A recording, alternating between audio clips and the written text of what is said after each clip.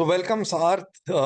Good morning in India, but almost midnight, I think, where you are in California. Yes, But great to yes. have you on this podcast where we're talking to students about their experiences once they've reached college.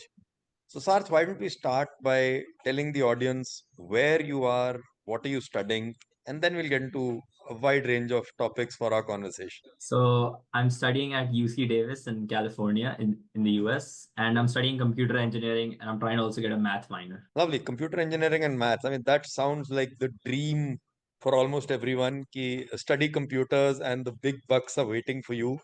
Yeah. You're currently you finished your second year, if I'm not Yes, mistaken, right? I've finished my second year. I'm going into my third year. Awesome. So let's catch the bull, the proverbial bull by its horns, Sarth. Uh, Lots of students want to study computers because they feel it's the ticket to unlimited wealth and all that. After spending 2 years in UC Davis, I mean, California is the epicenter of the tech industry. UC Davis, a very uh, old, established part of the University of California system. So tell me, what have your experiences been as far as the computer, the tech industry as a college student? So, like, as soon as I entered UC Davis, I started with one computer course that showed me basically what the starting level for coding in general is. And computer engineering specifically, it's more electrical engineering than computer science. So I also had to do a lot of hardware courses. That showed me a different side of the industry. Like most people think for computers, it's coding, but there's also a hardware side of the industry that which I am more interested in. And it's a lot harder than just coding on your laptop because you actually have to make the thing that you're thinking of. And so throughout these 2 years, I've done many courses for both the coding and the hardware side of it. It has showed me that it's not something that as easy as, oh, if I get a computer engineering degree, everything will just be sorted. You'll actually have to Right. work for it because it's not very hard, but it requires a lot of analytical thinking. Interesting. One point I want to touch upon, Sarth, and I'm really happy you brought that out. Computer engineering versus what is typically called computer science in most Yeah, universities. yeah. But yeah, in India, we love the word engineering. So if you could just tell prospective students and parents who'll end up listening to this podcast that for those kids who want to get into programming, coding, what is that program called, and a little more on the difference between the hardware and the software part of the academics. So in our college specifically, there are three different courses. One's computer science, which is heavily focused on coding. One's computer engineering, which is more focused towards the hardware side of it. You do learn how to code and every aspect of coding, but it's more hardware. And one's computer science and engineering, which is basically both of them combined. Oh, So wow. if yeah, that one's like the hardest course out of the three. So if anybody just wants to learn how to code and the different styles of coding and everything related to coding, they should do computer science. Like most of my friends have chosen computer science because that's what they want to do. Computer Yeah. engineering has more hardware to it. Like you'll be taking more electrical engineering classes, you'll learn more about the hardware side of things. You will code in those classes as well, but they'll be on Right. different platforms for coding. So Understood. and computer science and engineering is basically both of them Is a combined. combination. Yeah. Awesome. So, tell me one thing, when you say hardware, again, for most of us who are just uh, locked onto the fact कि coding सीखनी है, if I become a computer engineer outside India, what kind of prospects does it open up for a student? Basically, I can explain it with one example. So one of my class projects was a robot that follows sound. So I had to Okay. build and code, like I had to build the circuitry with my partner and also code for the robot. So it opens up prospects for the current robot market. Like there are a lot of AI robots going around, and Yeah. it'll open up more for that. Like you can help inside the robot as well as the code for the AI. This is a much simpler version of of Okay. something really really complicated. Like a robot that follows sound is Understood. it's much easier than a robot that can do everything for you. But yeah, it opens up prospects for currently things that are just in development. So Oh, okay. you have an easier chance to get into it, and Okay. later on you'll have a bigger role in it. We hear so much about drones, and drones are doing so much. Would the degree that you are doing, Sarth, also open up that career avenue? Yes, because I'll be learning about the hardware of things. I think one of the projects I think one of the project is for us to make a drone. Like in the Oh, fourth year, I lovely. think I'm not sure, but like yeah, but one project is for us to make a drone. So it will open up prospects in that industry as well. Awesome. So let's just change track. We've spoken about the course specifically, but let's just talk about the education system in general. Uh, we hear a lot about the fact that the US education system allows a lot of flexibility. Flexibility right from people completing a 4 year degree in 3 years and graduating faster to, like you mentioned, a minor or a double major. We also hear of stuff like changing programs altogether. That when I went to college, I thought I will study economics, but now I'm studying an XY. So just walk us through in simple language. A, how prevalent is that flexibility?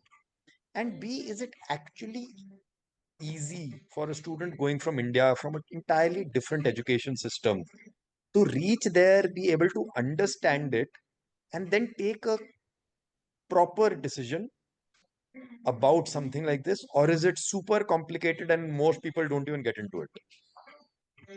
So there's a lot of flexibility Okay, in the US college. So from what I've heard from my friends in Indian colleges, like if there's a class, if your course is 4 years, it will be 4 years no matter what you do. And correct. if there's a course that you have taken, you have to go to each and every lecture of that course, no matter what. Here, it's much different. One of my friends, he was a computer science major. He just shifted to statistics because he's like, I'll just change it. I don't like computer science anymore. I'm more into Wow. statistics. So he has already changed it. Most of my friends were computer engineering. They've changed to computer science for the Okay, more coding because they didn't know before coming that right. what the difference was. So it's much easier to change everything if you want to. They did it in like 2 3 days. It was just like Wow. one form application. You just had to meet the requirements and then you're done. You're changed. And the flexibility is in a way that mm, you have to be your own accountability. Like in India, you will have Hmm. a teacher or someone who's going to hold you accountable things. Here, the professor won't care if you come to class or the professor will not know your name no matter how many classes you take. He might remember your face if you've taken like 3 classes of his, but he won't remember who you are. So you have Okay. to hold yourself accountable and actually do everything on your own. For people like I was in a boarding school, so Yeah. I could adjust to things like this. But for people who were in normal schools, when they're gonna come in for like the first quarter or first semester, whatever thing they go for, it's gonna be a bit of a learning curve because like they'll be like, oh, the professor doesn't care. I'll just not come to class. But then they'll realize that if they don't go to class or don't study, the grades will Right. reflect what they did. Especially in engineering. Understood. Especially in So engineering. 2 points there, Sarth. One, you've touched upon the flexibility and said it's not rocket science. It is Yeah, easy to navigate as it's long very as you meet easy. the criteria. The Yeah. second point, and which I'm assuming the parents who are listening to this, they would have, their heart would have jumped a beat, that the teacher may not even know you, there is no accountability. And I think that's what scares a lot of parents, कि हम बच्चे को इतना दूर भेज रहे हैं, इतने पैसे खर्च करेंगे, and what if he or she doesn't do anything? So, two parts to my question, sorry. One, do you feel that actually happens? Have you actually seen lot of kids just end up over partying or not understanding and they need to drop out of college? Second is, if it is not the teacher pushing you to come into class, how do these top, I mean, UCST is all, UC Davis is also a top university. I mean, they're globally ranked universities. How do they maintain that level of academic rigor if they are not worried about whether you come to class or not?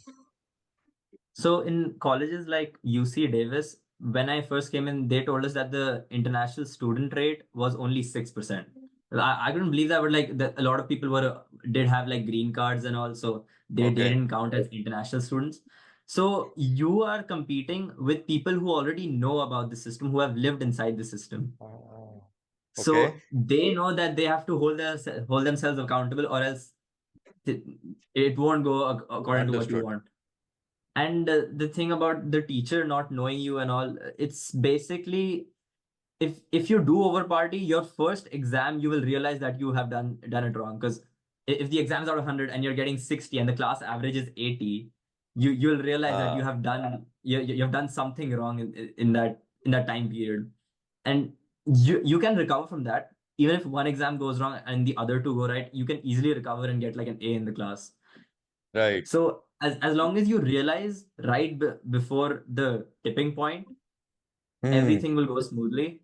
Like even my parents didn't know about, like my dad knew, my mother didn't know that you don't actually have to go to class. So once I was like, Hmm. oh yeah, I didn't go to class. She's like, did the professor not say anything? I'm like, no, he doesn't know that I'm in his class. I don't think. So Yeah, I it's can like you relate to have to that. hold yourself accountable if you're gonna, and you're competing with, is after the 4 years of college, when you actually have to get a job, you'll be competing with people who have lived in the system for like 20, 24 years, or whatever age you'll True. be. And because they have lived in the system for so long, they'll have an edge over you. So you have to adapt quickly and actually do better than them. Awesome. So I think you brought out so beautifully, Sarth, that ultimately it's about holding yourself accountable and no one is going to be running around behind you. Another very interesting point, which I want to just delve into what you mentioned, that the professor doesn't know. So is it that the classes are like we've seen in movies, 200 300 बच्चा है class में, or is there a more personalized avenue also available where you actually learn, discuss? What is the teaching environment, teaching methodology like? So when you start off on your first year, you'll have very broad classes. Like you'll just have one math class required for every engineering course, Okay. and like one physics class for every engineering course. Once you go into your second year, the classes will become smaller. Like from, let's say, 200 will become like 100 students, and then in your third year it'll be like 50, and then in your final year, each class there'll be like 20 students or so. So like as you get more deeper into your degree, the more core degree specific classes you'll have, and the more less people there'll be. And are they also something like you have those smaller cohorts, which typically I've heard in some universities that the assistant teachers or professors who take it, which is really small classroom where you Yeah. have a lot of opportunity for discussion and collaborative learning. Yeah, so each week, each course has one discussion for like an hour, where the teaching assistant, who's most probably like a PhD student or a master student, he or she takes on the teaching assistant role, and does the discussion. And it's like 15 people max, Oh or wow. like 15, 20 people, and you can discuss with the TA. You can ask questions, you can ask all the doubts you had in lecture, you can ask all the doubts you have on homework, or in a previous exam, and they'll help you in that hour. And you can also go out of that hour. Like there's office hours for TAs and for the professor. You can go during those office hours and actually learn what you thought, what you had issues with. Awesome. So that I think that gives us a good understanding of the college system. I just want to touch upon, I think, two more things. The first one is, like you said, these teaching assistants are the PhD or master's students. So I want to link that into what kind of opportunities as a student are there for me to learn and gain exposure outside the classroom. एक तो class के अंदर या in the smaller, but are there also opportunities to learn more about the subject, its applications, etc., outside the classroom? There are many other opportunities outside the class. So let's say once you've finished a course and you did very well on the course, let's say you got an A plus, a 95, 98, you can approach the professor to be a student assistant. Like you don't get paid, but you Okay. can help other students out for that course. Wow. That's Okay. one opportunity that you have. Like teaching assistants, they're master students, they get paid like 3K, 4K a month. But for a student Okay. assistant, you don't get paid, but you can help the other students and you can like hang out with your professor and understand more about the course. The other opportunities are you have clubs. There are many different clubs in school. There's one Google Developer Student Club, which actually is sponsored by Google. Like they, the chairperson, whoever the chairperson is, does have a very high chance at getting into a Google job. Like if you are a Google Ah, Student Developer chairperson, and there are many other clubs. Like there's an AI club, there's a more machine learning club, and there are many other different clubs where you can go and learn more about specific courses. Like I'm a computer science student, so I'll know more about these coding clubs and all. no, no, But absolutely, absolutely. there are other economics clubs and all. And is there a lot of project work and all as part of your curriculum or even opportunities so that you actually learn real world stuff, or is the learning more theoretical? No, so each like in engineering courses and computer science courses, each course has a end project, no matter what the course is, and even the clubs they have an end of year project. So they'll have three in the clubs. You'll have to present your project three times. Once your initial idea and everything. The second one will be like a working model, but not final, and the third one has to be like a proper final project, which you can actually Oh, publish. oh, awesome, Yeah, I've awesome. been in the club for 1 year, for my second year, and we made the project for apartment complexes around Davis. Like it was basically Airbnb and Rate My Professor joined together. So you could rate the apartments around Davis, and Oh, you could see other students' ratings of the apartment and the overall rating of the apartment. And we could publish it with like a few tweaks here and there, but we have not. But that was our project. So like you'll have many projects to do if you're willing to search for them. Like joining a club is understood. easy, and you'll get the project if you join the club, but you have to be willing to join the club. And you have to work. A club is not just Yeah. like what we see in college movies, that clubs are for parties and all. I'm sure there is the party No, element to it as you well. have to work like You have you to have work. a deadline, and if you don't work, you'll not get into the club next year.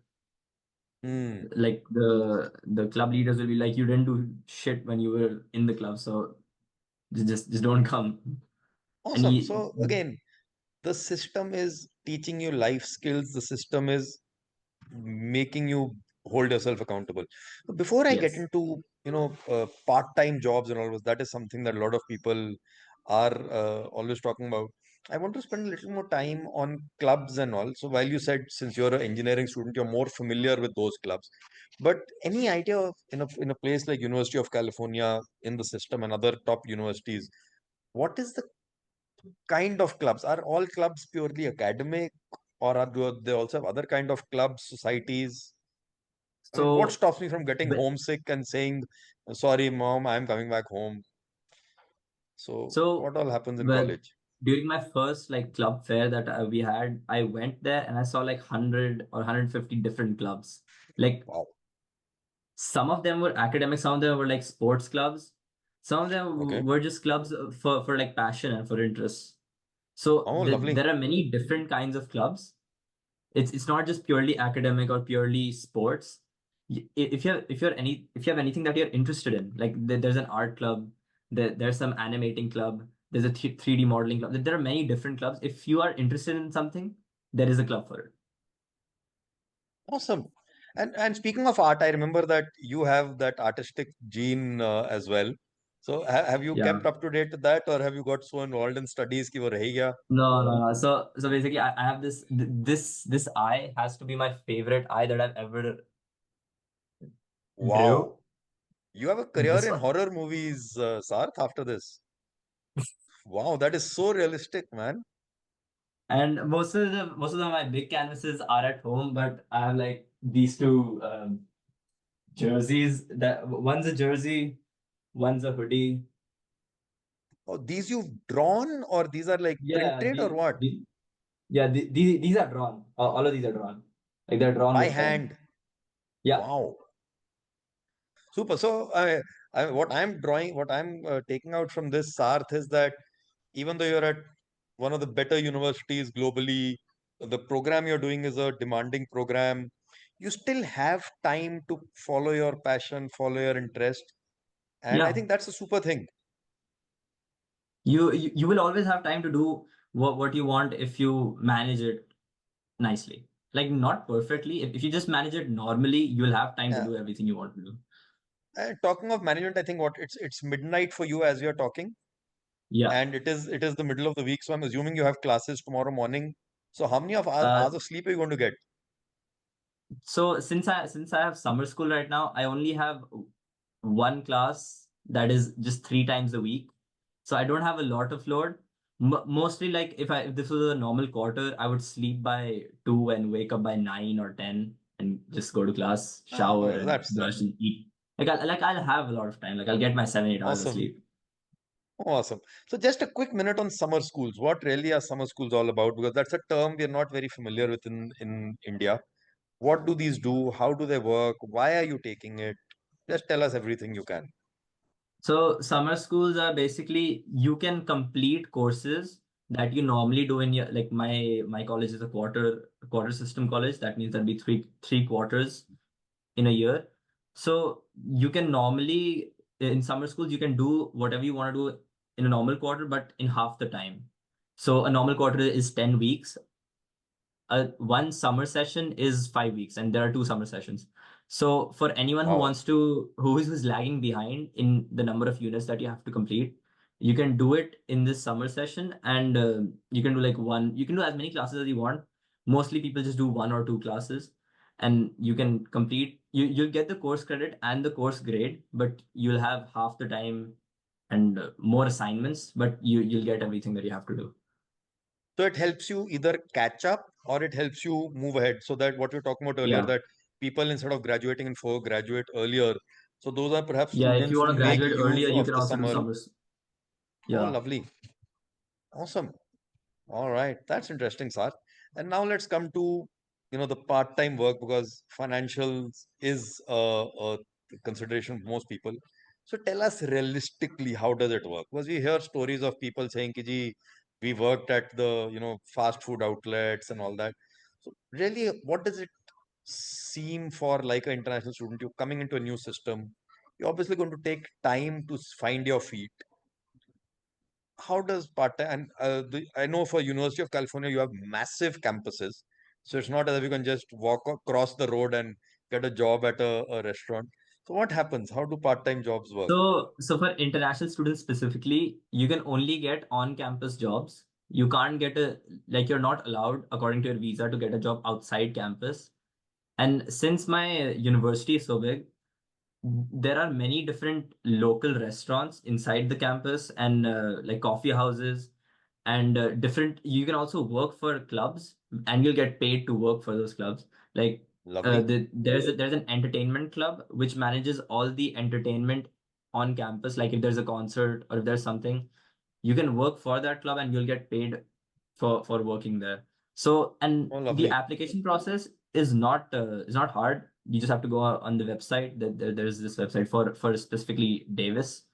But you go there, you just apply, you send in your resume, you'll get an interview mail, and then you just give the interview online. If you're selected, you'll get the notification email. If you're not, you will get something like you're not selected. Try next time.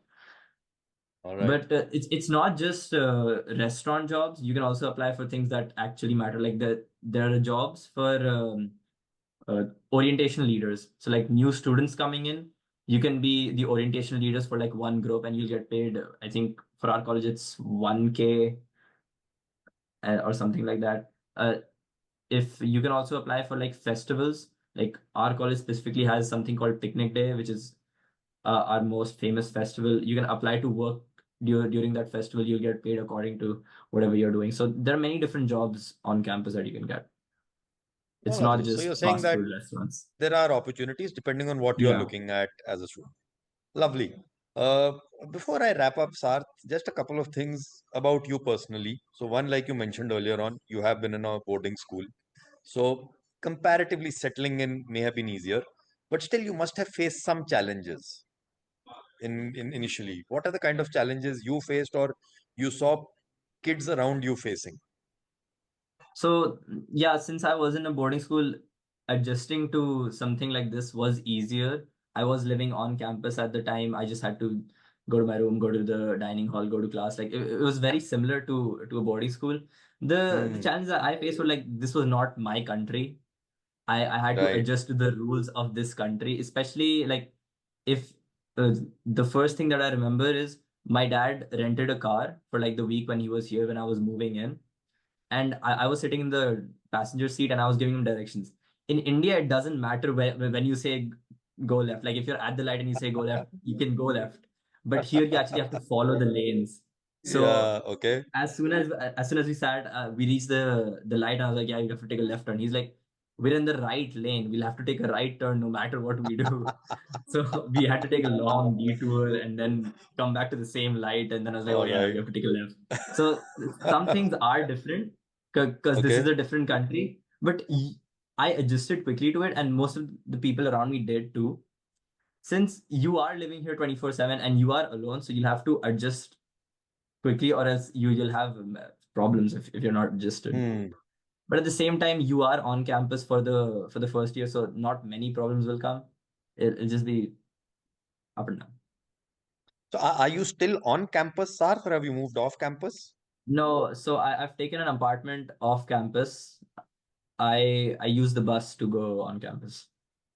So public transport is good in your Yeah. corner of the So woods. most colleges, what I've seen is there's one university bus where you just have to show your ID. You don't have to pay anything, and you just have to show your ID, and you will go around the campus or wherever the bus is. In our campus, I think there are 20 or so different buses. Like they have different Oh, IDs.